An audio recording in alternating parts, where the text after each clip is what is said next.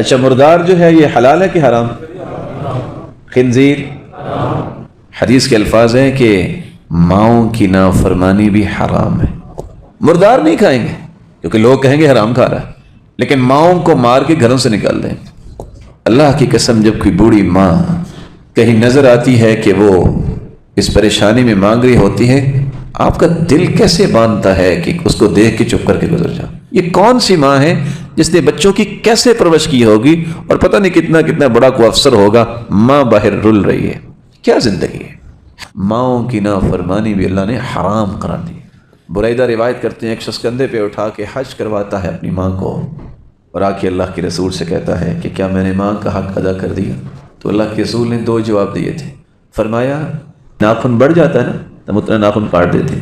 کہا تم کہہ رہے ہو نا کہ ماں کا حق ادا کر دیا ہے، تم نے اس ناخن جتنا بھی حق ادا نہیں کیا.